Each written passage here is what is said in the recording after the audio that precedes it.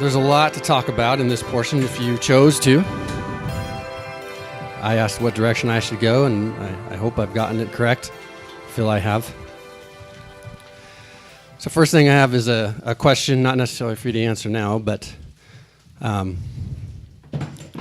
we see that they went into Israel because of the famine, and then they stayed a long time. So did they stay in the land a long time because it was prophesied by Yah, and so they were required to? Or did Yah prophesy that they would be in the land a long time because he knew that they would stay? I don't know. But there were 5 years left in the famine when they went in. But it says that Jacob lived in Egypt 17 years before he died. So the famine ended, and it was worldwide. If it ended in Egypt, I would assume it ended in Canaan as well. And so I started wondering, why did they stay? They could have gone. There was no requirement for them to stay there. But they did stay. And I think they got comfortable. And so when we get comfortable, we like to stay where we're at. So, of course, eventually, Yah starts having the Egyptians, as we read, start to make it hard on them. It doesn't say that they set taskmasters right away, but if they were more and mightier than them, even when they set taskmasters over them, they probably could have said, hey, we're not going to have this. We're more and mightier than you. And they could have left then, but they didn't.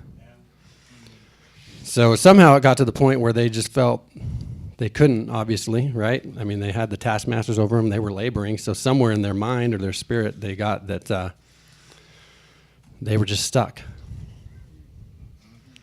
So there's that part of it. Second part of it is that Yah comes to Moses in the bush, right? And he tells him, I'm going to send you back, and he's going to let you go. But he's not going to let you go right away. It's going to be difficult. So Moses knows this going in, and he's not restricted in what he can say. He asks, if they ask who sent me, and he's told, tell them my name, and this is who sent me. But I don't see any restrictions on what he can say. And yet when he comes and he tells them, hey, I'm here and I'm going to take you out of the land, he doesn't prepare them and tell them, but it's going to be tough first. And so why doesn't he do that? I don't know. And then, secondly, in that vein, the people just start grumbling. They don't ask, hey, you said he was going to let us go. What's up? Why? They just start complaining, like, why did you come? But they don't say, hey, what's the plan? I thought you said he was coming. And he was going to take us out, and now it's not. And Moses gets there, and he asks one time, let my people go. And Pharaoh says, no, I'm going to make it hard. And Moses goes out, it seems like almost, and cries. Like, why did you send me here? You said you were going to let him go, and now you're not letting him go. But he had already told him that it was going to be difficult. He had told him that they were going to have to go through. He was going to show his might and his wonders, and that they were going to come out with a strong hand, and that Pharaoh's going to let you go, but first I'm going to make it so he doesn't let you go.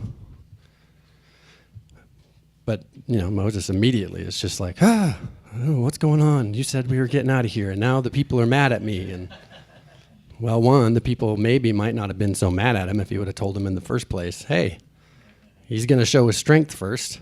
Pharaoh's not going to let us go right away, and it's going to be hard. Don't lose hope. I don't know why he doesn't tell them that, but...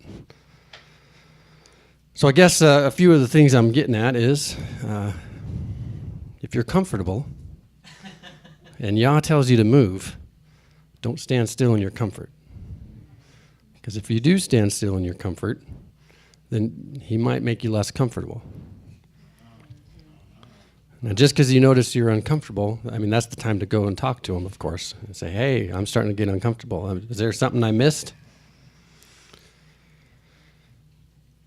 Two, if you know Yah's plan for you, and you know his plan is difficulty, then when the difficulty comes, don't just go crying to him and say, hey, you said that you were going to do this for me, and now it's difficult. Because, he's probably going to say, yeah, I told you it was going to be difficult.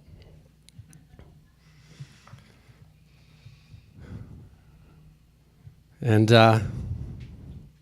if you know the plan and you know it's going to be difficult and you have people that are going to be affected by the plan, maybe bring them along, unless Yah tells you not to. But we don't see that Yah didn't tell them not to tell the people. So if you know it's going to be difficult, tell the people around you, hey, this is what's happening and it's going to be difficult. And if you know the will, but you don't know the plan, like the people did, they knew that Yah's will was we're going to leave, but they didn't know the plan was it was going to be hard. Again, don't just go straight to complaining. Ask, what's the plan? Because we have to understand, one, there's a distinction between the will of God and the plan of God. His will was that they would leave, but the plan was they wouldn't leave right away. And so we have to know the distinction between his will and his plan and be in constant communication about that.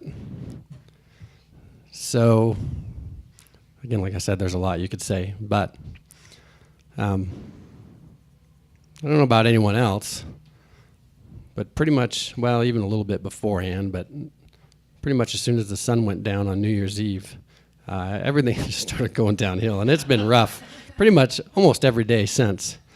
I don't know if any of you are experiencing that, but I'm not a big... Yours started a little earlier. Yeah, I know. That got me in a pretty bad funk, too. I wasn't all too happy, but I don't complain. But I have less of a complaint than you anyway, so... Yeah, that's awesome, yes. Of course, we all rejoice. We don't know what the plan is, right? But, yeah, I'm not a fan of 2018 yet.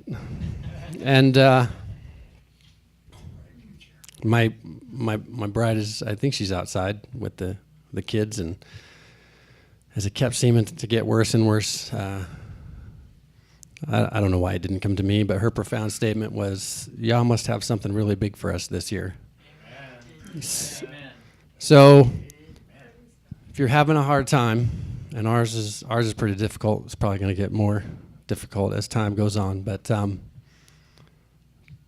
just reach out to him and ask. Don't just go straight to complaining. Don't assume you know the plan. Don't assume you know the will. But get down and ask what the plan is. And I'm sure he's faithful to tell. If the standard folk will say that we're in Egypt, if they'd have just asked, hey, what's the plan? They probably would have been told. They just didn't.